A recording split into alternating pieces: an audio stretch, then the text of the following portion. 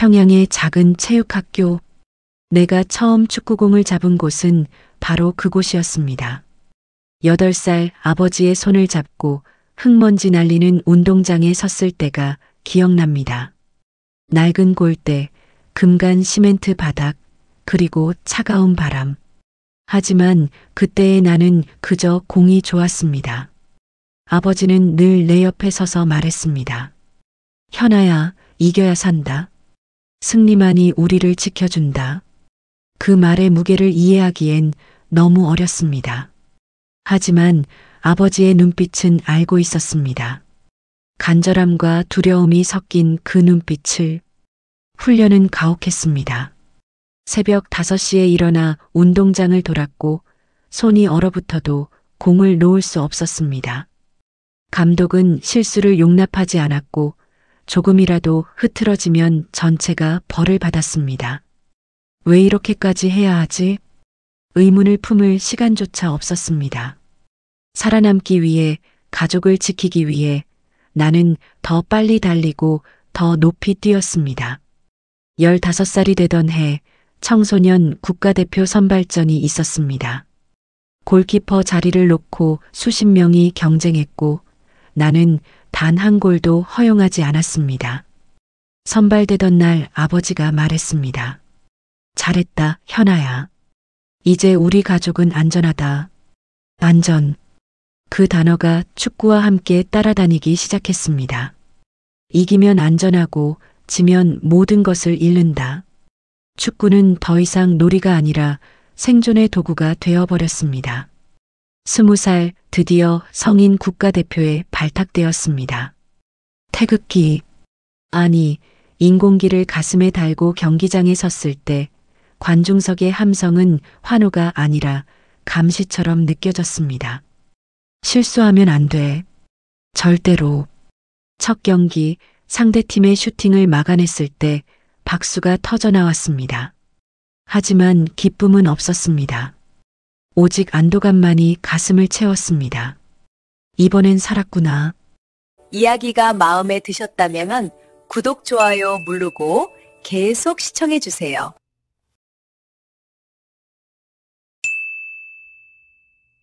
밤마다 기숙사 침대에 누워 천장을 바라보며 생각했습니다. 나는 축구가 좋았던 걸까? 아니면 이길 수 있어서 좋았던 걸까? 대답할 수 없었습니다.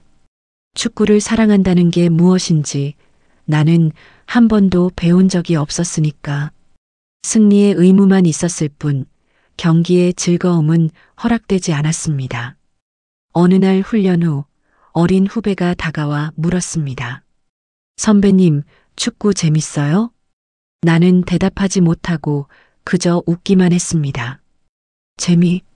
그런 감정을 느낄 여유가 있었던가? 명예와 박수 뒤에는 더 큰 두려움과 무거운 책임만이 나를 짓눌렀습니다.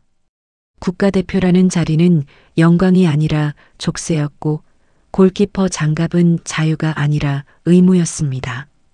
그렇게 나는 철문 너머의 꿈을 꾸지 못한 채 주어진 길만을 걸어왔습니다. 언젠가는 다른 세상이 있을까, 다른 방식의 축구가 있을까 하는 의문조차 품지 못한 채로 2024년 2월 훈련장에 모인 우리는 감독의 호출을 기다리고 있었습니다. 평소와 다른 무거운 공기가 흘렀고 선수들은 서로의 눈치만 살피며 입을 다물고 있었습니다. 감독이 들어왔습니다. 그의 표정은 평소보다 더 굳어 있었고 손에 든 서류를 책상에 내려놓는 소리조차 날카롭게 들렸습니다. 파리올림픽 아시아 2차 예선 대진이 나왔다. 우리의 상대는 대한민국이다. 순간 훈련장이 얼어붙었습니다. 누군가 작게 신음하는 소리가 들렸고 옆에 앉은 홍유진의 손이 미세하게 떨리는 게 보였습니다. 대한민국. 그 이름만으로도 우리에게는 단순한 경기 그 이상의 의미였습니다. 감독이 다시 입을 열었습니다. 이번 경기는 축구가 아니다. 체제의 우월성을 증명하는 전쟁이다. 너희가 지는 순간 모든 것이 끝이다. 가족도 미래도 아무것도 보장할 수 없다. 끝이다라는 말이 가슴에 박혔습니다. 승리가 아니라 생존. 우리는 이기기 위해서가 아니라 살아남기 위해 뛰어야 했습니다. 리언아. 감독이 나를 불렀습니다. 네, 동지 감독님. 너는 골키퍼다. 너의 실수 하나가 전체를 무너뜨린다는 걸 알지? 알고 있습니다. 아는 것과 실천하는 건 다르다. 단 한 골도 허용하지 마라. 한 골이 우리 모두를 지옥으로 보낸다. 그의 눈빛이 나를 꿰뚫었습니다. 협박도 격려도 아닌 냉혹한 사실의 전달. 나는 고개를 숙였습니다. 그날 밤 기숙사로 돌아왔지만 잠들 수 없었습니다.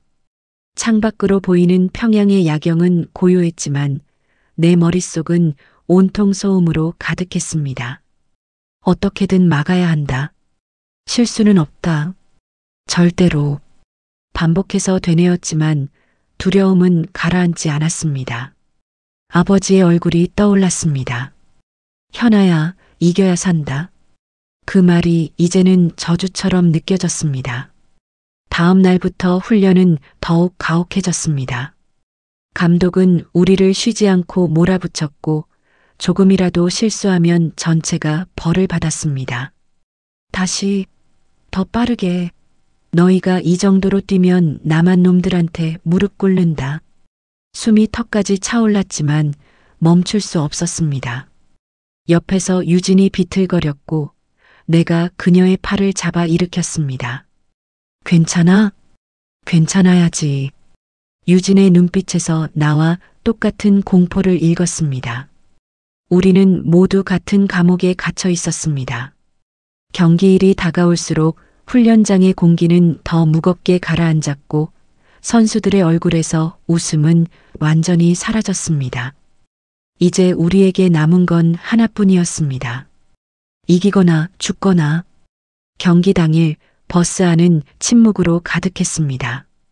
아무도 말하지 않았고 창밖을 바라보는 선수들의 눈빛은 공허했습니다. 나는 가슴에 손을 얹고 심장 박동을 느꼈습니다. 너무 빨랐습니다. 진정해. 평소처럼 하면 돼. 하지만 평소가 어땠는지조차 기억나지 않았습니다. 경기장에 도착했을 때 이미 관중석은 사람들로 가득 차 있었고 함성이 귓가를 때렸습니다. 우리는 정해진 동선대로 움직였습니다. 일사불란하게 군대처럼. 터널을 지나 경기장으로 나가는 순간 나는 반대편에서 걸어 나오는 대한민국 선수들을 보았습니다.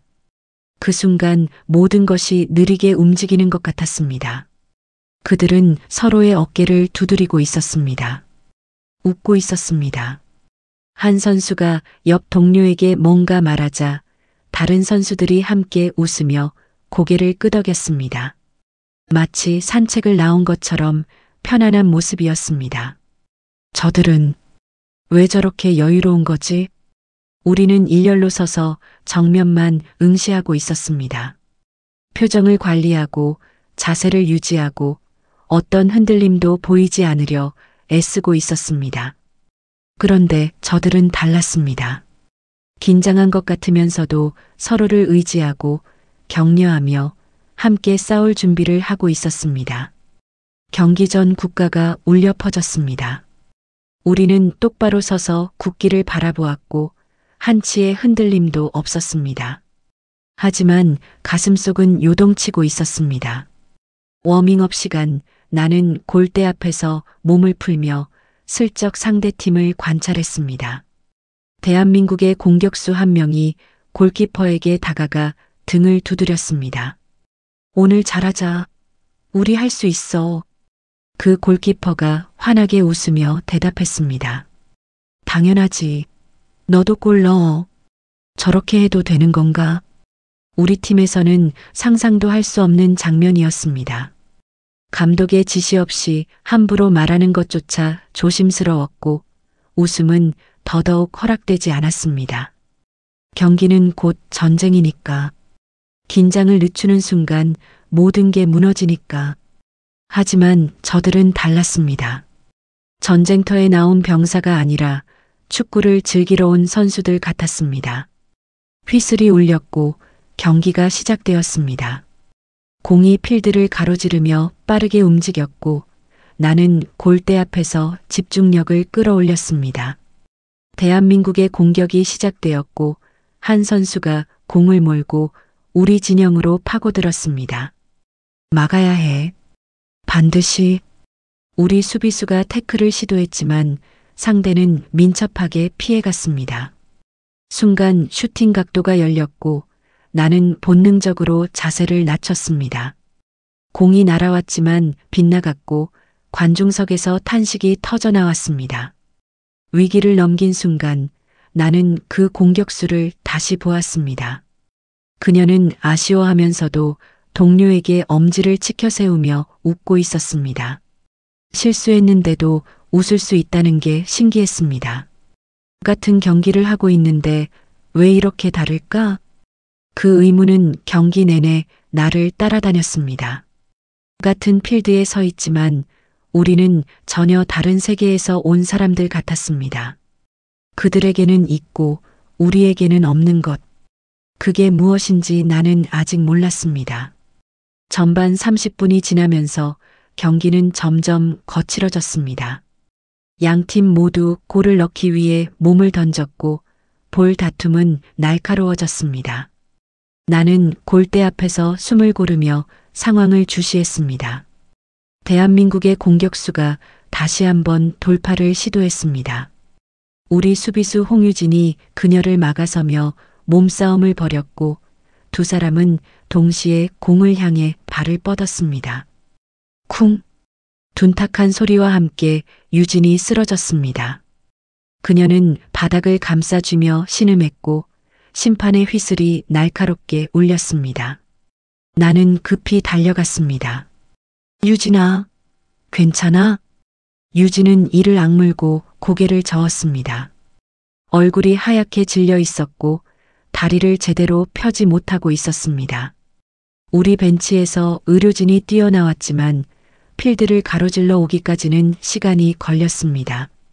그때였습니다. 가장 먼저 유진에게 다가온 사람은 방금 충돌했던 대한민국 공격수 박서연이었습니다. 그녀는 무릎을 꿇고 유진의 곁에 앉으며 손을 내밀었습니다. 괜찮아요? 많이 아파요? 손 잡아요. 유진은 당황한 표정으로 그녀를 올려다보았습니다. 적의 손을 잡아야 할지 거부해야 할지 판단이 서지 않는 듯 했습니다. 나 역시 그 자리에 얼어붙었습니다. 왜 도와주는 거지? 박서연은 주저하는 유진의 손을 먼저 잡았습니다. 그리고 조심스럽게 그녀를 일으키려 했습니다. 그 순간 우리 의료진이 도착했고 박서연은 한 발 물러섰습니다. 조심히 치료받으세요. 괜찮아지길 바랄게요. 박서연이 작게 말하며 고개를 숙였습니다. 그녀의 눈빛은 진심으로 걱정하는 것 같았습니다. 유진은 아무 말도 하지 못한 채 들것에 실려나갔고 나는 그 자리에 멍하니 서 있었습니다. 우리는 적인데 왜? 경기가 재개되었지만 나는 집중할 수 없었습니다. 박서연의 따뜻했던 손길이 자꾸만 떠올랐습니다. 적을 도와줘야 할 이유는 없었습니다. 오히려 상대의 부상은 우리에게 유리한 상황이었습니다. 그런데 그녀는 달려왔습니다. 주저없이 자연스럽게. 우리라면 저렇게 했을까? 솔직히 자신이 없었습니다. 감독은 늘 말했습니다. 상대를 동정하는 순간 너희가 진다. 약점을 보이지 마라.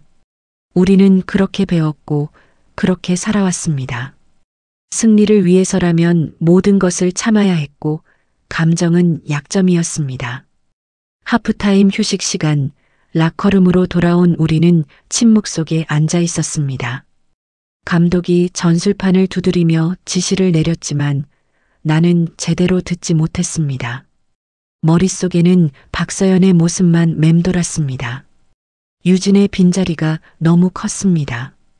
교체 선수가 들어왔지만 그녀만큼 수비를 잘하는 선수는 없었습니다. 후반전은 더 힘들 것이 분명했습니다. 버텨야 한다. 어떻게든. 하지만 내 마음 한구석에서는 다른 생각이 자라나고 있었습니다. 저들은 우리와 다른 방식으로 싸우고 있었습니다. 적을 밟고 올라서는 게 아니라 함께 경쟁하면서도 서로를 존중하는 방식. 나는 그게 축구라고 배운 적이 없었습니다. 휘슬이 울렸고 후반전이 시작되었습니다. 나는 골대 앞에 섰지만 이제 막아야 할 대상이 누구인지 혼란스러웠습니다. 상대 팀인가 아니면 내 안의 의문인가. 후반전이 시작되자마자 대한민국의 공세가 거세졌습니다. 그들은 전반전보다 더 빠르고 날카롭게 움직였고 우리 수비 라인은 점점 흔들렸습니다. 유진의 빈자리가 크게 느껴지는 순간이었습니다. 후반 15분 대한민국이 중원에서 공을 빼앗았습니다. 빠른 패스 2번으로 우리 진영 깊숙이 파고들었고 박서연이 공을 받았습니다. 그녀는 한치의 망설임도 없이 페널티 박스 안으로 돌진했습니다. 막아야 한다.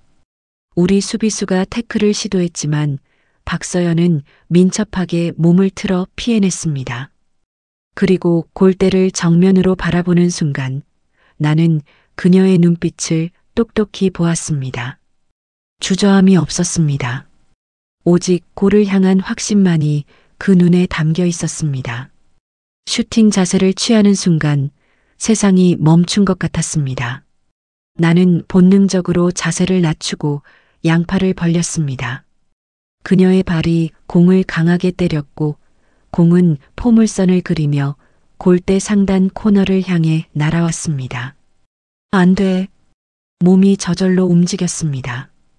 오른쪽으로 날아오르며 팔을 최대한 뻗었고 손끝이 공에 닿는 순간 찌릿한 충격이 느껴졌습니다. 공이 방향을 바꿔 골대 위로 넘어갔습니다. 쾅!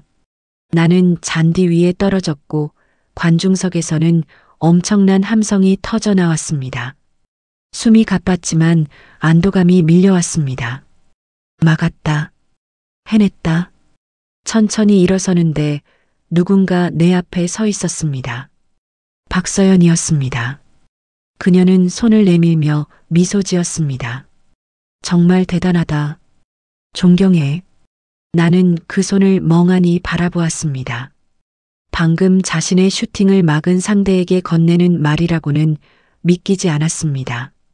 화가 나거나 분해하는 표정이 아니라 진심으로 감탄하는 눈빛이었습니다. 고맙습니다. 무의식 중에 튀어나온 대답이었습니다. 나는 그녀의 손을 잡고 일어섰고 그 순간 이상한 감정이 가슴을 파고들었습니다. 따뜻함? 존중? 아니면 동료애? 정확히 무엇인지 알 수 없었지만 분명 처음 느껴보는 감정이었습니다. 박서연이 돌아서며 작게 말했습니다. 다음엔 꼭 넣을 거야. 준비해. 그녀의 말투에는 적대감이 없었습니다. 오히려 장난스러운 도전 같았습니다. 나는 모르게 입꼬리가 올라가는 걸 느꼈습니다. 이게 축구구나. 지금껏 나는 축구를 생존의 도구로만 여겼습니다. 이기지 못하면 끝이라는 두려움 속에서 공을 막아왔습니다. 하지만 지금 이 순간 처음으로 다른 감정을 느꼈습니다. 경쟁하면서도 서로를 인정하는 것. 적이 아니라 함께 더 높은 곳을 향해 나아가는 동반자. 벤치에서 감독이 소리쳤습니다. 리언아, 집중해. 아직 끝난 게 아니다. 나는 고개를 끄덕이고 골대로 돌아왔습니다. 하지만 마음속은 이전과 달랐습니다. 두려움 대신 다른 감정이 자리 잡고 있었습니다. 나는 할 수 있다. 도구가 아니라 선수로서. 코너킥이 시작되었고 공이 다시 페널티 박스 안으로 날아왔습니다. 혼전 속에서 나는 공을 쳐내며 소리쳤습니다. 처음으로 내 안에서 터져나온 두려움이 아닌 의지의 함성이었습니다. 그 순간 박서연과 눈이 마주쳤습니다. 그녀가 고개를 끄덕였고 나도 모르게 고개를 끄덕였습니다. 말하지 않아도 알 수 있었습니다. 우리는 서로를 밀어내는 게 아니라 서로를 끌어올리고 있었습니다. 후반 35분 스코어보드는 여전히 0대 0을 가리키고 있었습니다. 양팀 모두 지칠 대로 지쳐 있었지만 아무도 포기하지 않았습니다. 필드 위의 공기는 무거웠고 선수들의 숨소리가 거칠게 들렸습니다. 나는 골대 앞에서 무릎을 굽혔다 펴기를 반복하며 집중력을 유지하려 애썼습니다. 다리가 후들거렸지만 버텨야 했습니다. 단 한 골도 허용할 수 없었습니다. 대한민국이 다시 한번 공격을 시도했습니다. 측면에서 크로스가 올라왔고 박서연이 헤딩을 시도했습니다. 나는 날아올라 공을 쳐냈고 공은 터치라인 밖으로 굴러갔습니다. 코너킥이 주어졌습니다. 또 코너킥이야. 정신 차려. 우리 수비수들이 페널티 박스 안에 빽빽하게 자리를 잡았습니다. 모두의 표정에 긴장이 가득했고 누군가의 거친 숨소리가 내 귓가에 닿았습니다. 대한민국 선수들도 박스 안으로 쇄도했고 순식간에 혼잡해졌습니다. 키커가 손을 들어 신호를 보냈습니다. 나는 골대와 공을 번갈아 보며 위치를 조정했습니다. 심장이 귀에서 쿵쿵 울렸습니다. 공이 날아왔습니다. 높은 포물선을 그리며 골대 앞으로 쏟아져 들어왔고 수많은 다리와 머리가 동시에 움직였습니다. 나는 공의 궤적을 쫓으며 앞으로 뛰어나갔습니다. 누군가 먼저 공에 머리를 갖다 댔고 공이 예상치 못한 방향으로 굴절되었습니다. 안 돼. 공은 골대 반대편으로 튕겨나갔고 그곳에서 대한민국 선수가 기다리고 있었습니다. 발리슛 자세, 완벽한 타이밍, 공이 골대를 향해 쏘아졌습니다. 시간이 느리게 흘렀습니다. 나는 이미 반대편으로 몸을 날린 상태였고 다시 방향을 바꿀 수 없었습니다. 불가능했습니다. 하지만 포기할 수 없었습니다. 몸을 비틀며 손을 뻗었습니다. 공기를 가르는 공의 소리가 들렸고 손끝에 무언가 스쳤습니다. 찰나의 접촉. 그것만으로도 충분했습니다. 공이 미세하게 방향을 바꿨고 골대 기둥을 맞고 튕겨나갔습니다. 쾅! 금속성 소리와 함께 공이 필드 밖으로 굴러갔습니다. 나는 잔디 위에 쓰러진 채 숨을 몰아쉬었습니다. 온몸이 떨렸고 손끝이 저렸습니다. 막았다. 막았어. 심판의 휘슬이 길게 울렸습니다. 경기 종료를 알리는 소리였습니다. 0대 0. 무승부. 순간 힘이 쭉 빠졌습니다. 나는 그대로 잔디에 누워 하늘을 바라보았습니다. 파란 하늘 위로 구름이 천천히 흘러갔고 관중석의 함성이 멀게 들렸습니다. 주변에서 우리 팀 동료들이 다가왔습니다. 아무도 말하지 않았지만 모두의 눈빛에서 안도를 읽을 수 있었습니다. 살아남았다. 우리는 살아남았다. 천천히 일어서는데 대한민국 선수들이 보였습니다. 그들도 지쳐 보였지만 서로를 격려하며 악수를 나누고 있었습니다. 승리하지 못했지만 패배하지도 않았습니다. 양팀 모두 최선을 다했고 그 사실만으로도 서로를 존중할 수 있었습니다. 박서연이 멀리서 나를 보며 고개를 끄덕였습니다. 나도 고개를 끄덕였습니다. 말이 필요 없었습니다. 이날 우리가 나눈 것은 승부만이 아니었습니다. 극한의 순간 속에서 서로의 헌신을 목격했고 국적을 넘어 같은 꿈을 향해 달려가는 사람들임을 확인했습니다. 경기는 끝났지만 무언가 새로운 것이 시작되고 있었습니다. 경기가 끝나고 선수들은 하나둘 필드를 떠나기 시작했습니다. 나는 골대 앞에 서서 장갑을 벗으며 숨을 고르고 있었습니다. 온몸이 땀으로 젖어 있었고 다리는 후들거렸지만 이상하게 마음은 가벼웠습니다. 이렇게 끝나는 거구나. 승리도 패배도 아닌 무승부. 하지만 어떤 의미에서는 둘 다 이긴 것 같았습니다. 살아남았고 최선을 다했고 무언가 소중한 것을 발견했습니다. 발소리가 들렸습니다. 고개를 들자 박서연이 다가오고 있었습니다. 그녀는 여전히 땀에 젖은 얼굴로 미소 짓고 있었고 손을 내밀었습니다. 정말 대단한 경기였어요. 고생하셨어요. 나는 잠시 그 손을 바라보았습니다. 악수? 단순한 제스처였지만 그 안에는 수많은 의미가 담겨 있었습니다. 적이 아닌 동료로서의 인정, 서로의 노력에 대한 존중, 그리고 손을 맞잡았습니다. 그녀의 손은 따뜻했습니다. 저도 고생하셨습니다. 박서연이 내 손을 꽉 쥐며 말했습니다. 우린 같은 땅에서 왔어요. 지금은 다른 유니폼을 입고 있지만 결국 우리는 하나잖아요. 그 말이 가슴을 찔렀습니다. 같은 땅.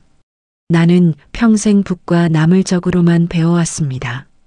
이기거나 지거나 살거나 죽거나. 하지만 이 순간 깨달았습니다.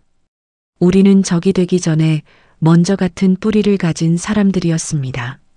언젠가 함께 웃으며 축구합시다. 경쟁자가 아니라 한 팀으로. 박서연의 눈빛은 진지했습니다. 꿈 같은 이야기였지만 그녀는 진심으로 그날을 믿고 있는 것 같았습니다. 나는 천천히 고개를 끄덕였습니다. 그런 날이 올까요? 올 거예요.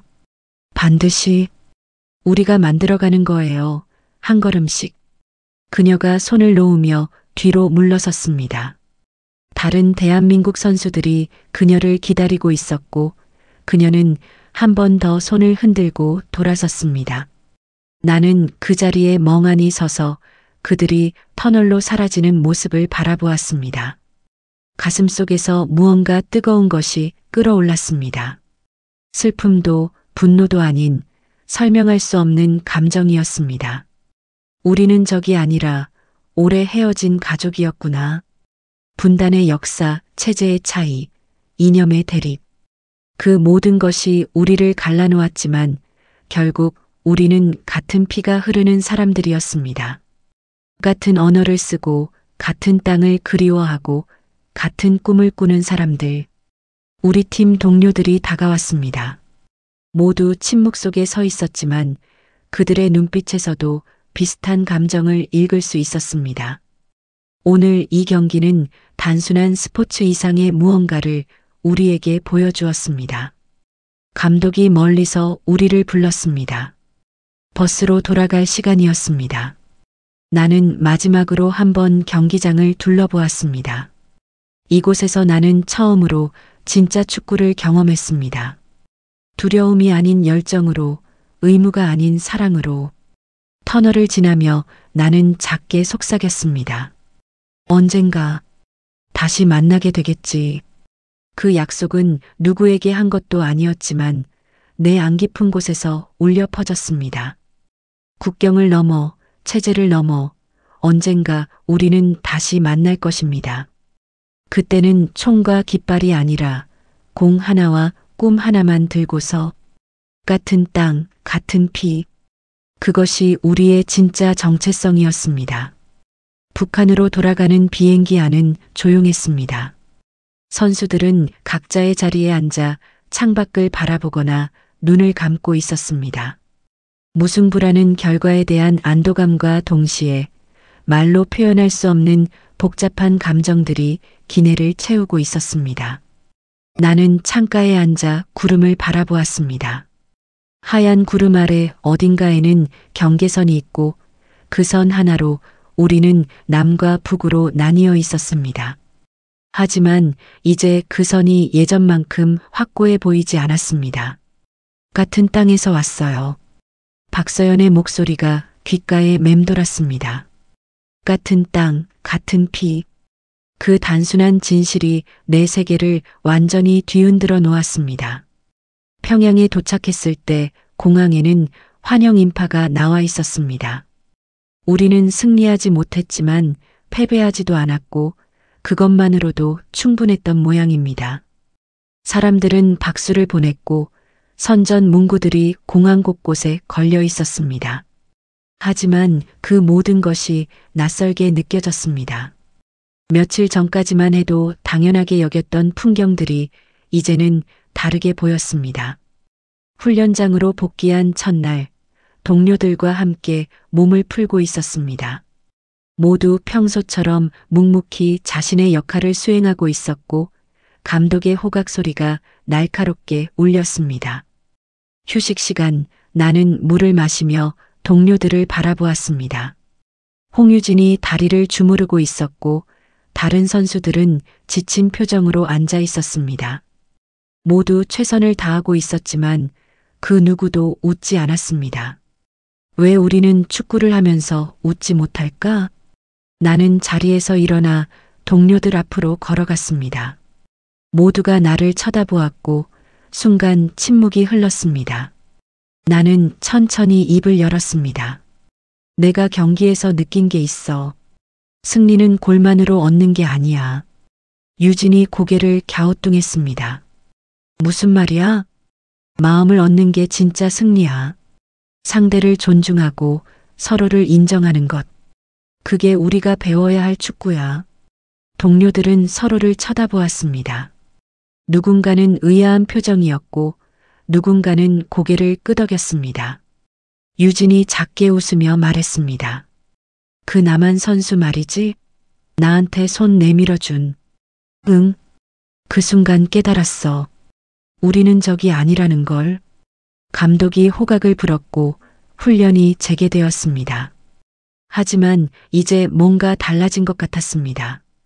동료들의 표정에서 작은 변화가 보였고 서로를 격려하는 목소리가 조금씩 들리기 시작했습니다. 그날 밤 기숙사로 돌아와 침대에 누웠습니다. 천장을 바라보며 나는 생각했습니다. 세상은 빠르게 변하지 않을 것입니다. 분단의 벽은 여전히 높고 체제의 차이는 깊습니다. 하지만 변화는 이미 시작되었습니다. 내 안에서 그리고 함께 경기했던 동료들의 마음속에서 언젠가 다시 만나게 될 거야. 박서영과의 약속이 떠올랐습니다. 그때는 경쟁자가 아니라 동료로서 같은 유니폼을 입고 함께 뛰는 날. 그 꿈은 아직 멀게만 느껴졌지만 불가능하지 않았습니다. 나는 처음으로 축구를 두려움이 아닌 꿈으로 바라보기 시작했습니다. 이기기 위해서가 아니라 사랑하기 때문에 하는 축구. 그것이 진짜 축구였습니다. 창밖으로 평양의 야경이 보였습니다. 어딘가 저 너머 휴전선 건너편에도 누군가 같은 하늘을 바라보고 있을 것입니다. 같은 꿈을 꾸며 같은 미래를 기다리며 같은 땅, 같은 피. 언젠가 우리는 다시 만날 것입니다.